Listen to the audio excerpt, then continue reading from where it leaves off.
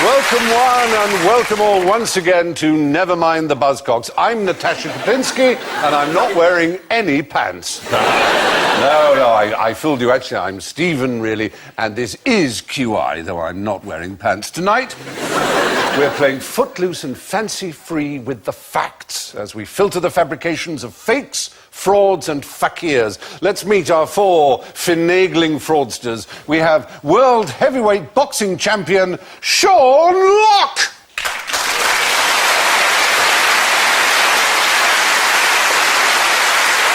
We have the President of Mauritius, Jimmy Carr.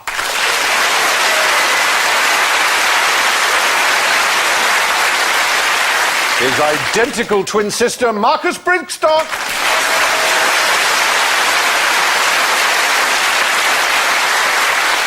And the late Hugh Montgomery Massingbird.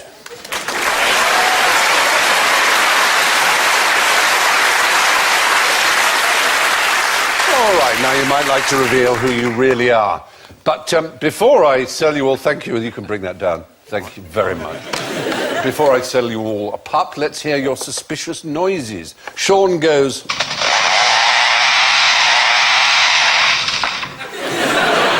Jimmy goes... Marcus goes... And Alan goes... Which brings me on to my first sleight of hand. Can you tell me all what your buzzer noises are? Jimmy first. What's that noise? A camera, like a light. Oh! No, actually, it's Yeah? that's a phone. Is it not? Is it not? It's a bird that can mimic sounds, and it learned how to do the camera shutter. So what sort of bird would that be? A Kodak bird. It's not that. It's from Australia? Oh, the kookaburra. No. Sheila. No. The audience there, say again loudly. Liar! They're all shouting liar at you. You've robbed my point. You get one, the audience gets 5.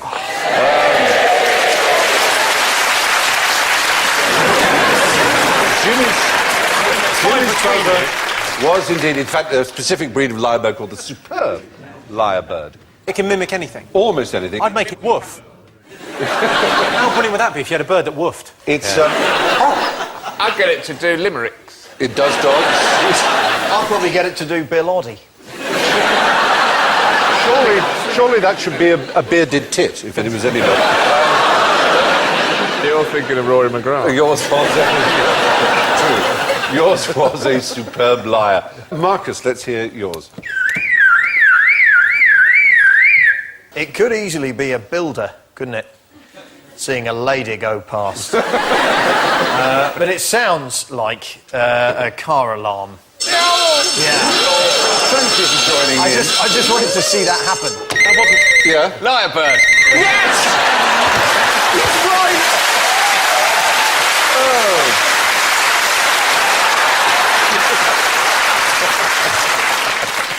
Oh. And here it is, making that noise.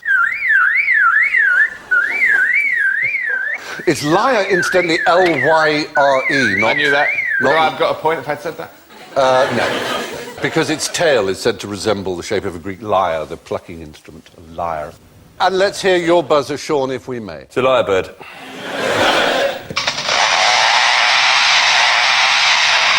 Well, I don't know what it's mimicking. It's doing a saw. It's doing logging. It's mimicking logging. It is indeed doing a chainsaw. Is it a lyrebird? It's a lyrebird! You seem to have got the hang of this. It's very annoying. Really. So, Alan... The thing about... That's a lyrebird. No!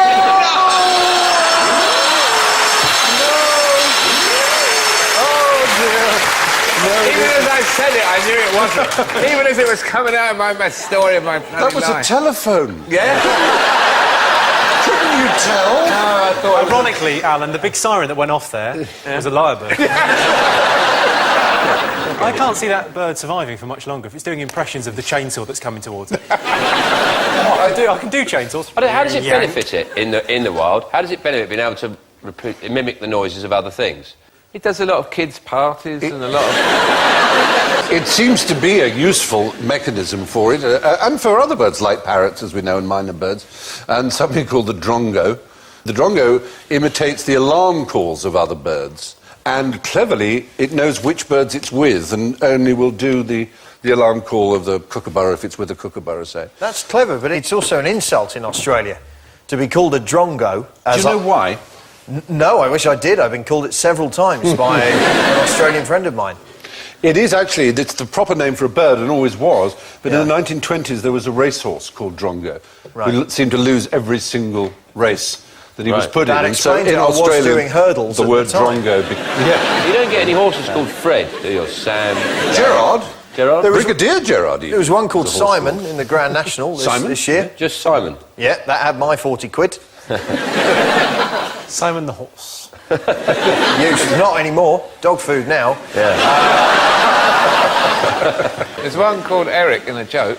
Oh, lovely joke. One of my favourites. I love that Would you joke. like to share it with us, just for the sake of it? Yes, white horse goes into a pub. And he goes to the pub and the landlord says, "We got a drink named after you." And he says, "What, Eric?" It's simple that is and it. pure. I told it quite well. Yeah, I like the way you threw it away. Yeah. The world record for any talking bird appears to be 1,728 words, which is the same vocabulary, as it happens, as an estate agent, apparently. And it was a budgerigar named Puck in 1995. Who had sold this... 3 semis. Yeah, who sold 3 semis. Can he do sentences or just words? I don't know. I don't know. I simply don't know. Sorry, do you know this one or not? I don't know. You don't? I don't have... Well, do you or not? I don't. They're not really words, though, are they? They're not words, are they?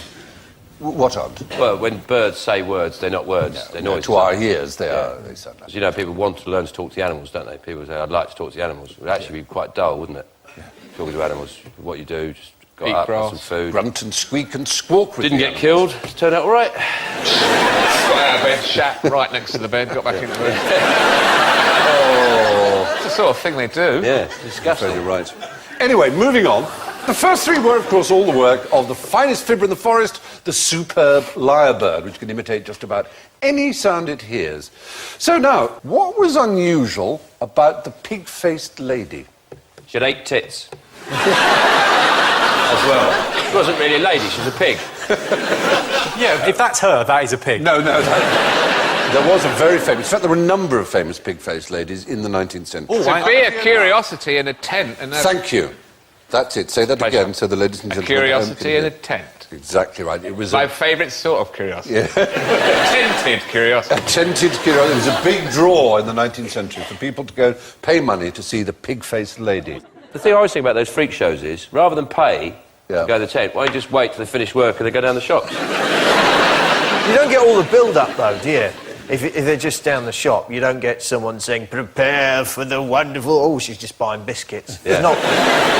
It's not the same Was thing. it a bearded lady that they shaved? No, but it was a shaved... Pig. Did they- Pig. No. Monkey. She was like a PG Not a chimp. monkey. Monkeys would have to be huge. It'd have to be a gorilla. Horse. All right, a gorilla. Cow. Horse. Cow. Not a cow. A pig. No, a pig would be too small to be convincing as a woman. Pigs are massive. Donkey. A donkey. You're talking about They're not little gonna pigs stand in up cartoons. on 2 legs, though, and, Right. Wait, sorry, is this... and look like a human. You put a dress on most things, so they can pull it off. I look like one. I put a dress on. I If think you I've heard stand of this. upright. Yeah. Is it a bear? Yes, thank you. It's a bear. They shaved... They would get a A bear, bear? drunk, shave the bear's Get a face. bear drunk Yeah. and shave it. Yeah. They've got this show backwards. That's what you want to see. I don't care about a pig-faced woman. I want to see a man trying to shave a bear. Drunken bear. Have another drink. I'm not going to do anything to you. That's insane. And then they stick his arm in a beehive. When they got them drunk, was this like paralytic, so it would then pass out and they'd shave it, or drunk enough to persuade it that this, that this One would or work. other. Drunk enough for it not to wipe your face off with its With its one claw. stroke of its Right. claw. Yeah. Hot towel, sir. Oh, God, man. God, where am I going? Go for your life. God. Here's a quite interesting thing. Yeah. Water softens beard bristle up better than shaving foam. That's it. Yeah. Shaving foam is a con. I think there's a current advert on for some skin preparation for men that goes on about how your skin can get stronger. Obviously, they don't want to market moisturise to men, so they call it face protector. Yes. Like it's stopping bullets hitting your face. Put this on. It's not to do with making me all soft and lovely. It's actually, bang, I'm biting on. People are throwing kettles at me. I don't even feel it. They have, of course, bearded ladies you've mentioned. There's been a long tradition of those. There was one rather sweet story of a bearded lady who fell in love with a contortionist. And This sounds like an old joke, I doesn't know, it? it does sound like a joke. But What it do you wasn't a joke. He wouldn't marry her because he couldn't really face the idea every morning of staring at a bearded woman. But also, if she shaved, they couldn't get married because they wouldn't have enough income, because her income came from the fact that she was a very successful bearded lady. And So he shaved a bear and married that? No. Someone else suggested that she shave and cover herself in tattoos, and she became the first tattooed lady. Right. And they married and lived very happily ever after. But if he was a contortionist, they could have had sex and he could have been in a different room. That's indeed the nature of exactly that. Samuel Gumpertz was considered the king of the freak show people at Coney Island. He had a 1911 show that included Ursa, the bear girl, Bonita. Is that just a naked lady? No. The bear girl is misleading, I think. B-E-A-R. Actually, a lot of people paid their money and went, oh, this is rubbish. She just looks like a bear. If anything, I'm turned off. There was Bonita, I don't know why this is funny, the Irish fat midget. You don't know why that's funny? Yeah, I was going to say that. Lionel the dog-faced boy, and Shreve Athendel the human salamander. Salamanders can go in fire, can't they? Yes, that's the That was he would sort of stand into legend. fire. Presumably that's what happened. How long can a salamander go in fire? Till it's cooked. Well, there you have it. Anyway, the pig-faced lady was neither pig-faced nor a lady. She was, in fact, a drunken bear with a shaven head. Now, what was Count Victor Lustig's dastardly scheme for Guy de Maupassant's favourite restaurant in Paris? Did he put a creepy black and white cardboard cutout of himself in the middle of the place? Guy de Maupassant, 19th century French writer. Like many French writers, a surprising number of French writers and artists in the 19th century objected to something new that hit Paris Tower. in 1889, the Eiffel Tower. They absolutely loathed it. Hated it. Guy de Maupassant loathed it so much that his favourite restaurant was The Eiffel Tower is crap bistro. was in the Eiffel Tower. Oh, so they didn't have to look at it. So exactly. The So Jules one Verne place in restaurant. Paris where he couldn't see the Eiffel Tower was inside the Eiffel. Could he not just ask for perhaps a chair facing the other way? But he was a French writer trying to make a point, and therefore a git. Well, that's only half the story. What did Count Victor Lustig do to the Eiffel Tower? He sold it to someone. Oh, Alan, you're on fire I'm tonight. on fire. I'm a salamander. You are on fire. You are a salamander. He did indeed sell it. Congratulations. Many points. You are a salamander. I'm on fire. It's quite a good salamander. They do that foot thing. They probably do. Cooling foot. Cooling foot. Salamander is amongst us. So he sold the Eiffel Tower? Well, to a he's- gullible tourist or something. Well, actually, in this case, it was scrap metal dealers. He claimed that he had the single right given to him by the Ministry of Posts and Telegraphy to the sale, and that he could personally decide who would get the scrap metal rights. And he told this to two scrap metal dealers. And they both realised that as he was a French official, he could be bribed. And so they paid him a large bribe for the rights to it. He told them that it was going to be pulled down and that he had the rights to dispose of It the was scrap never a metal. permanent thing, was it? They put it up It for wasn't, like, a exactly. couple of years. So it was quite a convincing It's like con. that big wheel on the South Bank. That was meant to be up for 2 years, and they went, do you know what, I like it, let's keep it. They were fairground people, the new Labour, when they came in. They went, what we need is a Millennium Dome and a big Ferris wheel. Come on, if you want to go faster, you've got to scream louder. And there's loads of pregnant teenagers knocking on number 10. Going, where are you? You've moved on. There was a great former actor from Glasgow called Arthur Ferguson. He sold Nelson's column, Lions included, to an American tourist for £6,000. And on a trip to Paris, he managed to sell the Eiffel Tower as well, also for scrap, to another gullible I American. love these people. He then moved to the US. Do you think they try lots and lots of people and eventually someone bites? He sold the White House to an American. Brilliant. He sold Sell me! He then tried to sell the Statue of Liberty to an Australian, and that's where it fell down. But he went... Oh, look, come on, mate. He didn't even have the keys. How am I going to get it home? Where's the guarantee?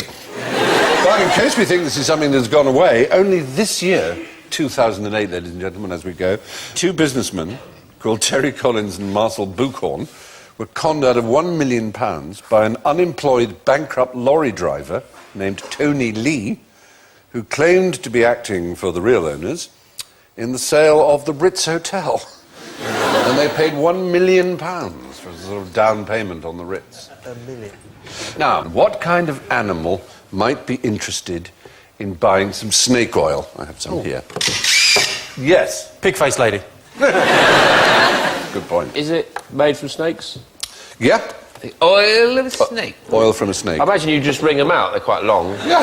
Or you get someone at the other end, like you do the towel, just keep turning it. Plenty, exactly. Like a... Is that a Vileda mop you were doing there? What use It's would not it venom, be then, to an is it animal? taken from the venom? Or No, from not from the venom, no. It's an oil from the snake. But there's a particular animal that is shown to benefit from it. Maybe we would too. Oh, Particular snake. is it a snake with bad joints? No, Jimmy, Not a snake? No.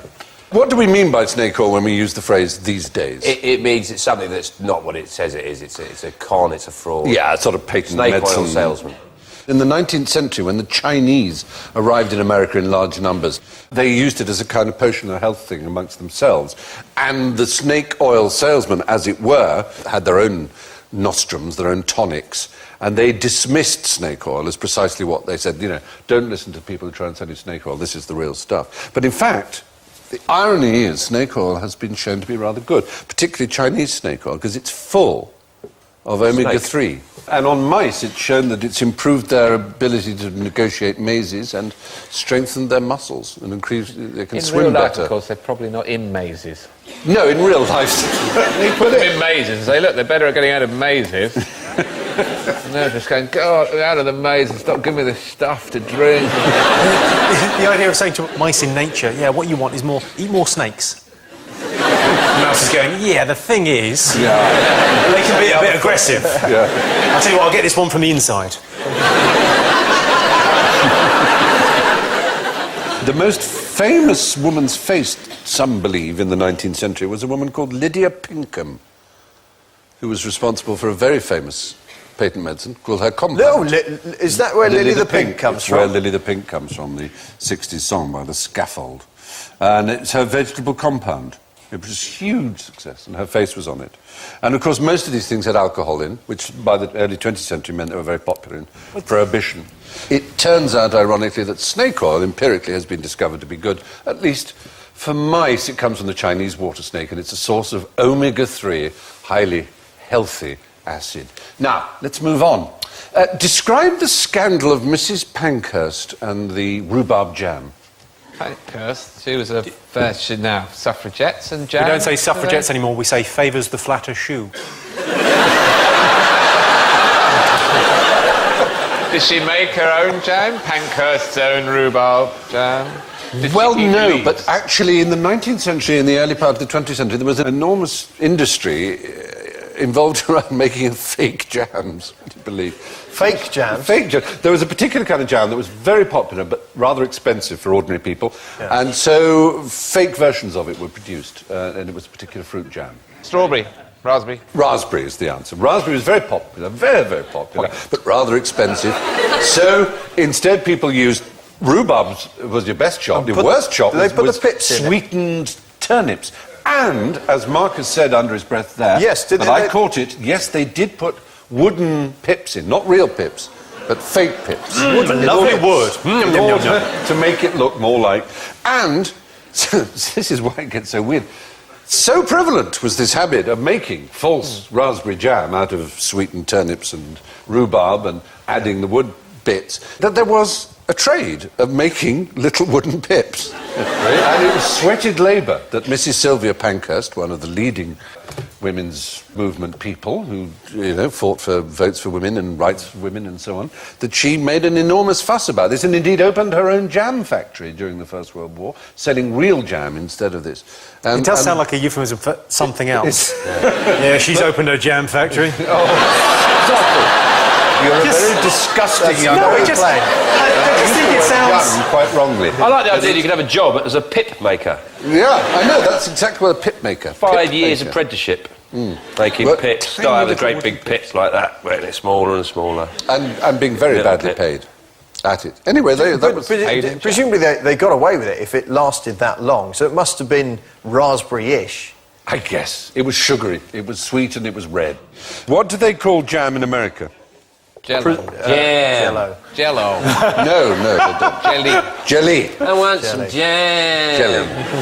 Put some jam on my pancakes. Jelly. They call it jelly. I'm still saying jam. Yes, you are. You're still saying jam in your way. I think it's funny when I say jam. They mix it with peanut butter as well. Peanut butter and jelly sandwiches. Got an interesting fact about peanut butter. Tell me. You know when they make those commercials using chimps? Like for tea and things. For tea and stuff. So what they do is they get a little bit of peanut butter and they put it on the top of the roof of their mouth for the monkeys, and a little bit they go, and that is also how they make Hollyoaks. Very good. Very good indeed. So it's done. So, there we have it. The pips in fake raspberry jam, often made from rhubarb, with little bits of wood processed by sweatshop female labour. Now, you are the detective for these questions coming up.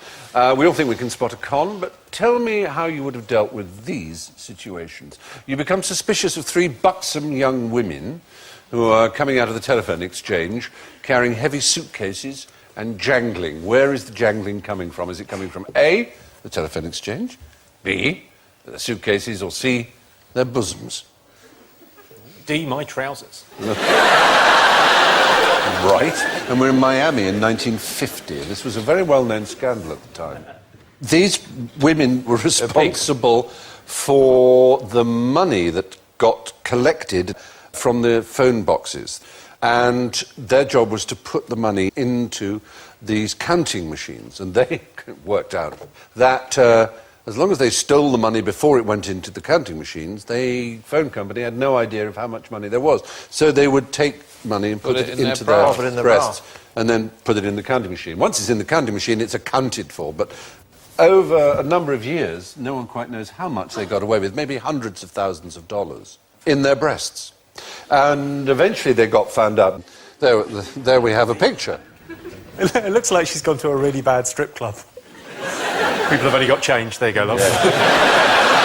That'll do you. It might be cold, sorry about that. Notes. The headline on the day that this happened was "Justice as elastic as the items in which they carried their loot snapped back today on members of Miami's Brazier Brigade." That's what... a headline? That was a headline. But now, if it's a stunt, you go, money in their tits. Yes. I'm afraid it would be exactly Titty that. cash. Tit bag grab snag. And then there'd be a girl on page 3 and it would say, Zoe is very disappointed by the Brazilian. She thinks it's wrong to steal. You seem to know their ways very well. I'm impressed. She's delighted that Saddam Hussein has been found in a hole. That was one of my favourite ones. I don't think she knew what that meant. Stephanie is delighted that Saddam Hussein has been captured. Like In fact, when I found out he'd been captured, a little moment. to celebrate. I'm ashamed of you. It's not real, it's your imagination. I'm just doing that. That will not answer. However, I wish I could do that. I can, oddly enough. But unfortunately, celebrate with my nipples are going in the wrong direction. They're dropping an inch a year. It's terribly rough. However, I have... Can you get a pencil underneath them? I can get Colin Montgomery on.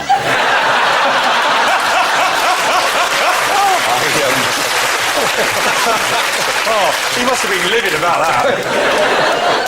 In 1950, the Brazier Brigade defrauded the Southern Bell Telephone Company line by hiding the takings in their bra. This is your next question. You're in the bath when the King of Syracuse calls. He's got a dodgy tiara for you. What do you say? Always when you're in the bath. Yeah. Well, my first... Is it a trick question? Because if I'm in the bath, I've already got a tiara on. Indeed, this diadem, this coronet that the King of Syracuse wants you to have a look at. Sorry, and he's called me, and I've got reception back to the 13th century. No, it's a lot earlier than that. How early is it? Oh, it's way back. Way back. OK. I don't want to get too specific. That was enough information. About 200 BC, that kind of thing. 200 BC, and he called me in the bath. He's gone, do you want to buy a tiara? No, he's got a dodgy gold crown or tiara. Right. And he needs something from you. He needs information from you about this crown. See whether it's About all right, whether if it's a the real decent thing. crown See or whether not. it's gold or not, yeah. So were you saying, how would I prove it's gold? Yeah. Something to do with the bath? Yeah. I put it in the bath? Yeah. Well, does gold go small and wrinkly in the bath? That's your crown jewels. Oh, Yeah.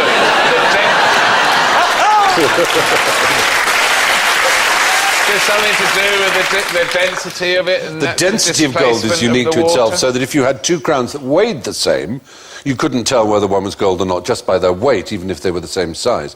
But they would displace different amounts of water when placed in the water. And so this particular man, Archimedes, pondering this problem that he'd been given by the king, gets in the bath, sees the water rise, and leaps out of the bath shouting... Eureka! Exactly, that's... I really thought you were going to say Arsenal then, Alan. Yes, Eureka. Archimedes' famous bath time moment came from trying to think of a way to check how gold a gold crown really was. Now, let's see how well you know yourself. I'm going to describe one of you, and I want you to buzz in when you think you know which one it is that I'm talking about. You tend to be... Well, that's me. You tend to be too critical of yourself. You have considerable unused capacity that you have not yet turned to your advantage. At times you have serious doubts about whether you've made the right decision or done the right thing. Some of your goals are rather unrealistic. You have a need for other people to like and admire you. Keep looking at me. We're all comedians. Everything you've said is exactly all of us. Exactly, so and not far. just comedians, but of course everybody else. It's an example of what... No, we are special. Well, you are obviously particularly special. Yes. It's an example of what's known as Barnum statements, or cold reading, as used by fraudulent psychics, clairvoyants, and so on. Real ones don't need it. They contact the dead. You really look like you've been arrested at a foreign airport for drug dealing there. That's trying desperately to look innocent. Someone just put them in my bag. Yes, yeah. And this bear, I didn't shave that. That is my wife. There are classic types of Barnum statement, like rainbow statements, which describe so many people, they cover all the bases. You have a very generous and giving nature, although if you're honest about it, there have been times when you've acted in a rather selfish way. There's the vanishing negative, where they say, you don't work with children, do you? So that whatever the person says... I don't know what you've heard. If they say... Not anymore. If they say yes, you say yes, I thought so. And if they say no, so I didn't think so. I thought not. But people fall for it all the time. How do you do that? Yeah, exactly. It's What is it you said, have you ever laid an egg? Just the once. Yeah, they go, no. Yeah, oh, I've got that wrong. That'd be a much better act, It's really out on a limb. And then there are escape hatches. Does the name Wendy mean anything to you? Yes, it does. Yeah, I thought so, exactly. I've got a cousin called Wendy. No, you see, I thought so.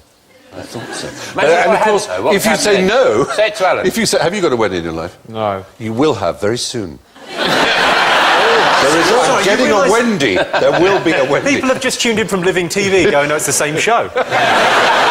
Exactly. It is... This is on again, it's brilliant.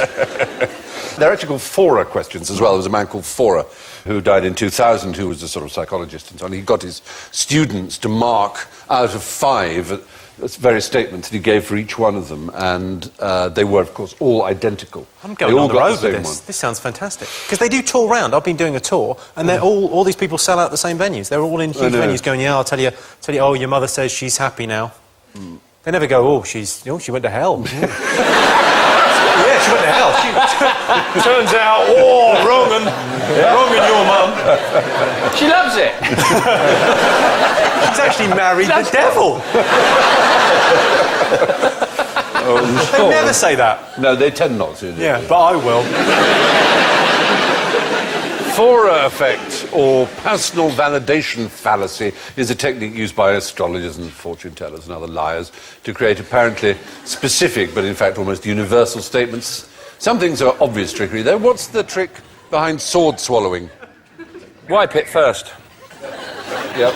Stop when you reach the handle. Never use a scimitar. Doesn't it just fold up? No, no. There are people who believe... There are people who insist on believing that it is a sort of fake somehow, but it is genuine. People do... I wonder if it ever comes out it's got a bit of meat on the end. Yeah. I think that the actual secret of doing it is to do it really quick, and if it gets caught on anything, just jab it. Oh. What do you think the most common complaint is when they go and see doctors? I imagine it's gastric. It's a sore throat. Is it? Pretty obviously, but they genuinely do suffer from sore throats. And they pop it down, and there's a limit, 61 centimetres. Any longer than 61 centimetres, you could gravely injure yourself. But anything less than 40 centimetres, and you are not recognised as a sword swallower by the Association of Sword Swallowers. What if you're short? I mean, surely height... You'd think, but unfortunately, the Society of Sword Swallowers has laid down 40 Yeah, because if you're a midget, you've got to stab yourself through the arse. Nice.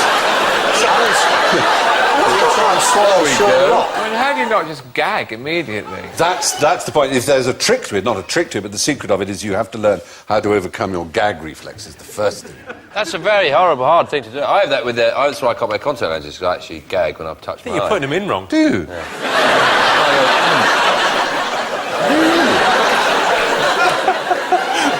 Put them in the front. You know, like, if you pull a Pekingese tail, its eyes pop out. You know that? That's a fact. Oh, that's the rest of my week sorted. I'm buying a Pekingese. Oh, I line them up. I line them up. It's like that. I touch my eye and I actually go... Really? It's a 4,000-year-old art. It seems, sword swallowing. It's not a trick at all. It's a real skill. That's the point. Now, tell me what about the vegetable lamb of Tartary? Anybody? Is it the bastard child of a lamb and a turnip? Not a turnip. Wandered lonely until came across a pig-faced lady. There were many people. Well, sheep didn't have a go on a cauliflower when it was pissed or something, did it? Is it a kebab? Not a kebab, no, but if you ever put, like this might be made of wool, a suit, but the shirt would be made of... Lamb. Cotton.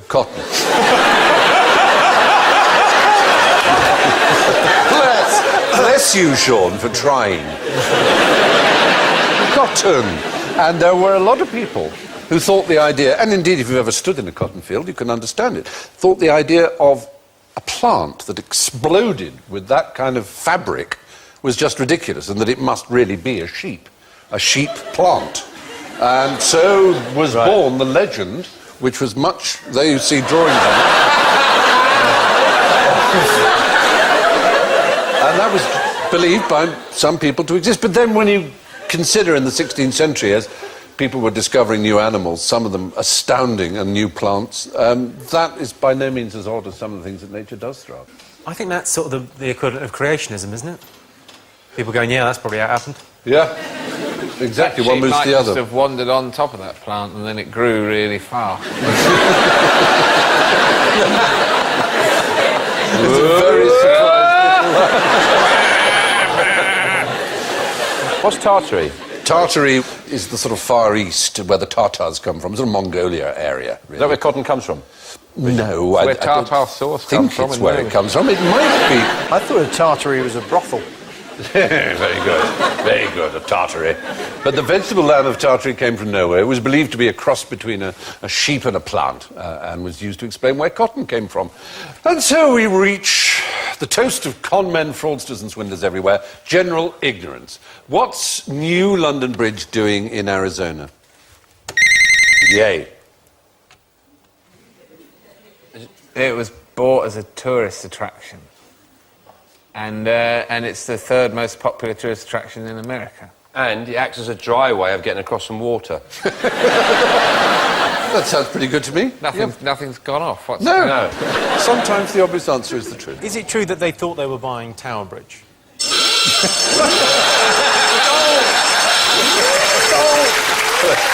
No! That was the wrong one.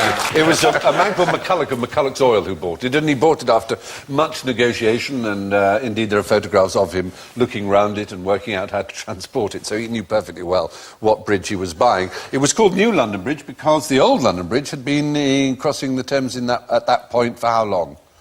Million years. 300 years or something?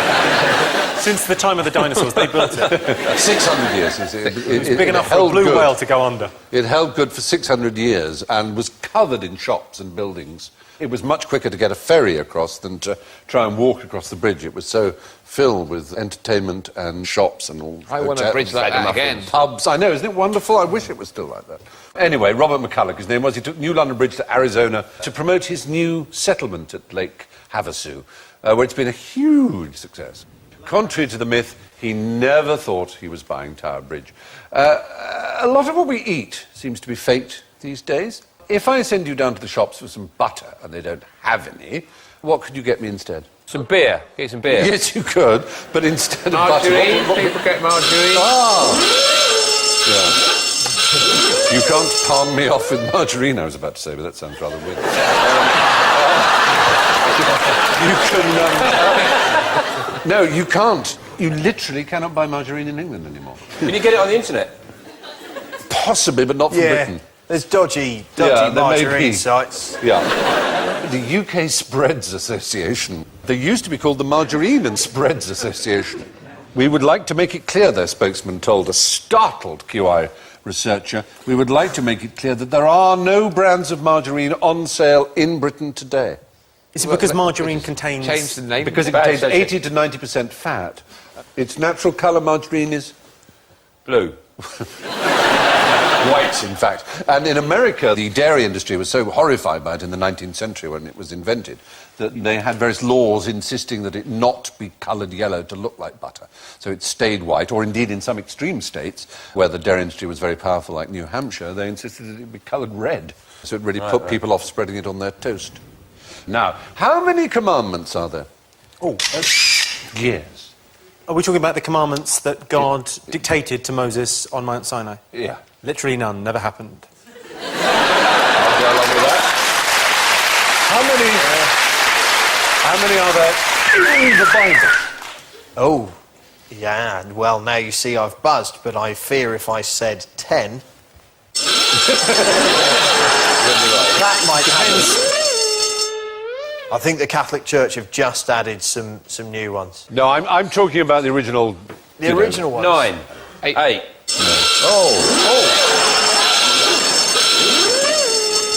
There used to be that story where the angel is sent down and he goes to the French and says to them, I've got some commandments. And the French say, well, give me an example. He said, well, thou shalt not commit adultery. He said, I'm not interested, go away.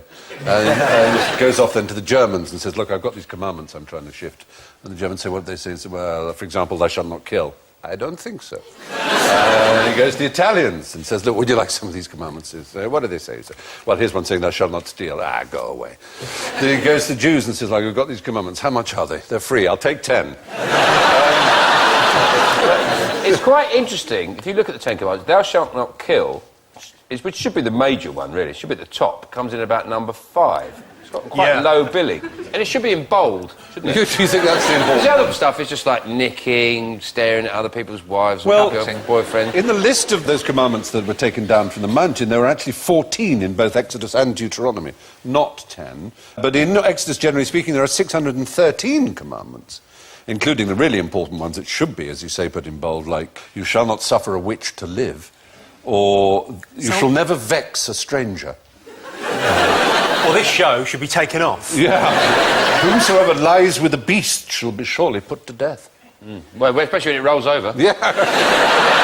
Exactly. In the night. Did it say anything about... Listen, I didn't know she was a bear. I thought she was a pig. No, that doesn't do. Why do we think there's 10 then? It's referred to as 10 in other books. But no, there's a list of 10. I mean, there is a list of 10. Yeah, but the list, if you go to Exodus 20, Deuteronomy 5, it's not 10. They're actually divided. Some of them are divided.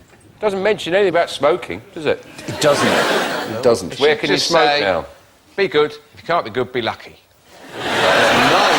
Always wash we your need brushes that. and put your ladders away.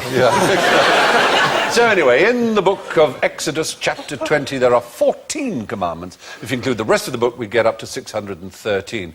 When I flip this coin that I have handily perched here, what are the chances of it coming up heads? 50-50. You just keep walking into that lamppost, Alan. I'm with Alan. Everything's 50-50, isn't it? Everything. Winning the lottery's 50-50. You either win it or you don't. Rolling a 6. You either roll a 6 or you don't. 50-50. Yeah.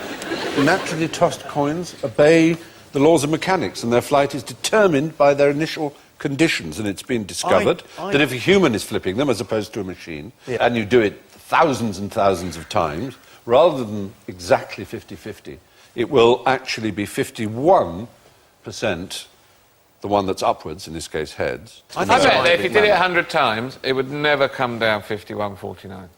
Never. No. Are you saying that? I think most people would say 100 isn't enough for 50-50 to establish itself. It could easily be 50 heads in a row. This is true. But what are the chances? But you are... The chances. But it's like, I still can't get my head around the notion that it's just as likely to have 1, 2, 3, 4, 5, 6 on the lottery. Yes. And I still go, it just wouldn't happen. But you know why? You know why, Sarah? Because it's a lottery.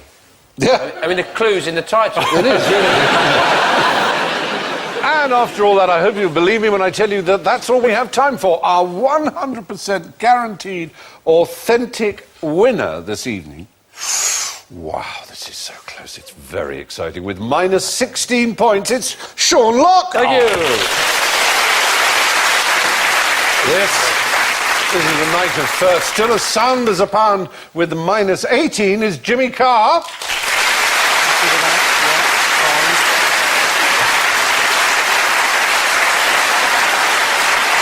But in third place, far from last with minus 21, Alan Davis. Wow.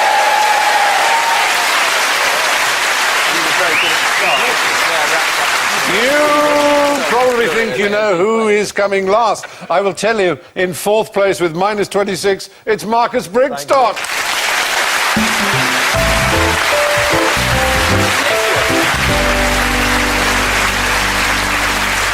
So it's goodbye from Jimmy, Marcus, Sean, Alan and myself. We hope that this show has been a warning to you all against choosing the paths of fraud and fakery. As Groucho Marx said, the secret of life is honesty and fair dealing. And if you can fake that, you've got it made. Good night.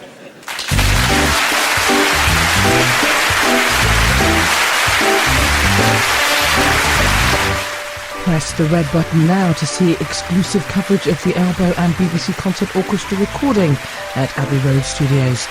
Next on BBC Two, Life and Lyrics.